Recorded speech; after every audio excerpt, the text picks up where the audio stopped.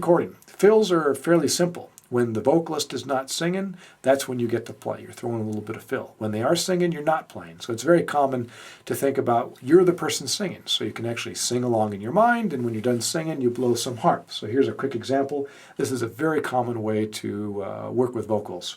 This is I Want You With Me with John Lawton on the vocals. He sings. I had loving on my mind. Yes, I got up this morning and I had loving on my mind. If you don't know by now, I want you with me all the time. So that's pretty straightforward. It's a very simple thing to do. Of course, you need to have some vocabulary to do that, but it's a very simple way to approach it. Chording is also very, very common, which is essentially doing your chugging stuff from your solo harmonica studies. I believe that's example number 4 in solo harmonica study number 1. Very similar to what the guitar chung chung chung chung chung chung chung, that rhythm guitar part would do. That kind of Eddie Taylor, Jimmy Reed, what we commonly call the Jimmy Reed shuffle. It also mimics the snare drum. So if I play that behind his vocals, actually at the same time, it works great. I love the way you love me. Oh, it's just so nice. Works fantastic. All right, moving on to our next item. Hooks. Song example, Dimples. So let me go ahead and, this is from my We Are the Blues CD with the School of Blues All-Star Band. What a hook is it is a, when a song has a hook, it is the identity of the song. It's what makes that song special. Dimples is a great example of this.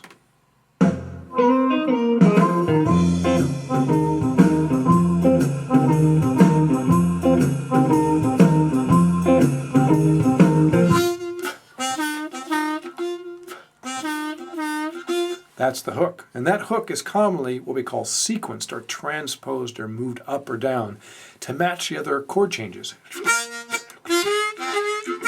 That was our 4 chord. That's the 5 chord. Let's listen on. I love the way you walk. That's Joan Garcia singing there. I love the way you walk.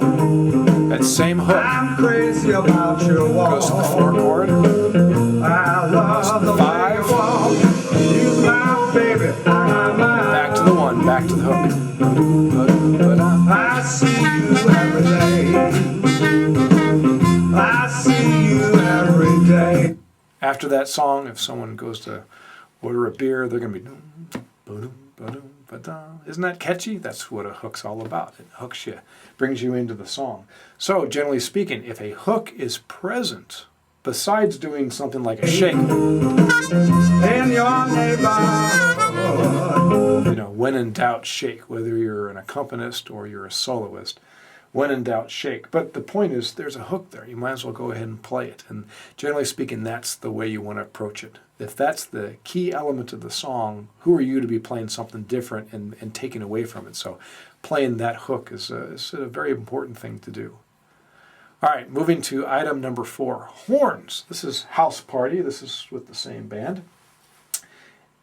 We are the poor man's horn section. Organist, whatever other instrument you can think of.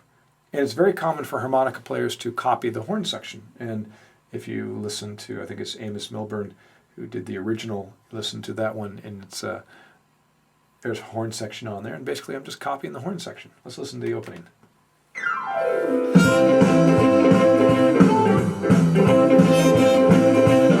You can imagine da da da da da da da da do da, big horn section. Ba da da da da da da do da.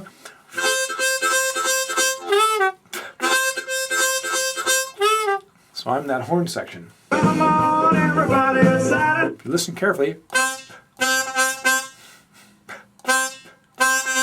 I'm playing that part right there. Again, that's the horn section perspective.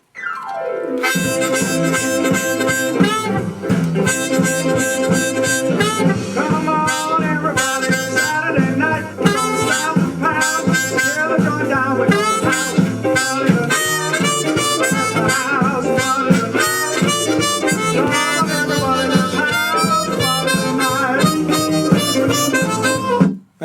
whole time. There isn't a point in there that I'm not playing, but it's from the horn player's perspective.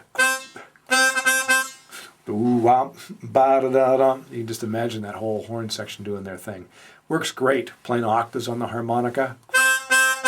Nice popped. It's really a great way to approach playing a song that either had horns to begin with, or you create your own horn line. Through your studies, I'm going to play examples of what it really means to play a horn section. All right, moving on to head unison.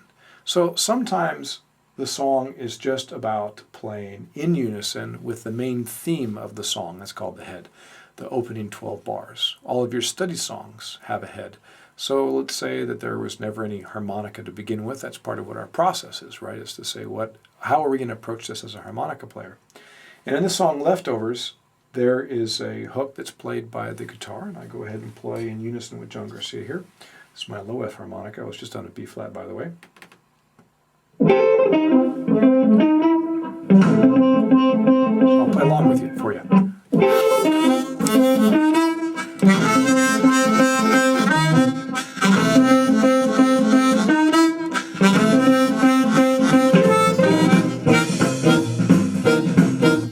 So a cool head.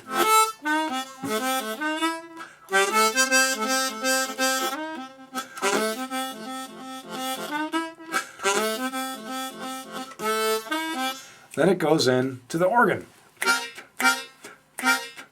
That's a great organ line to play. I'm playing 2-draw, 5-draw, so there's that nice split.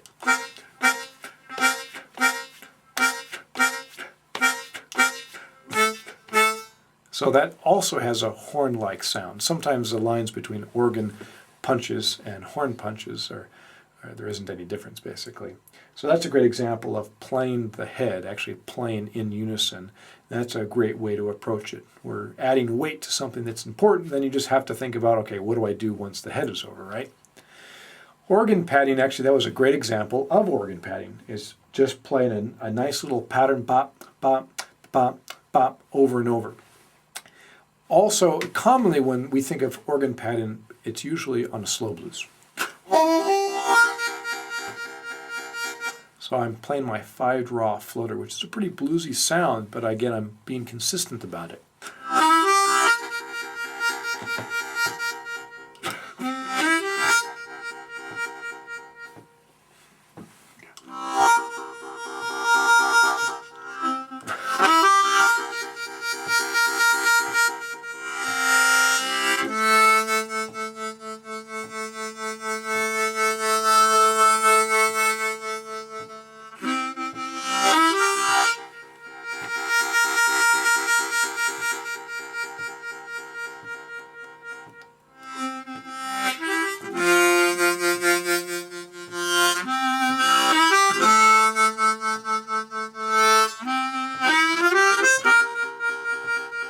Isn't that a great sound?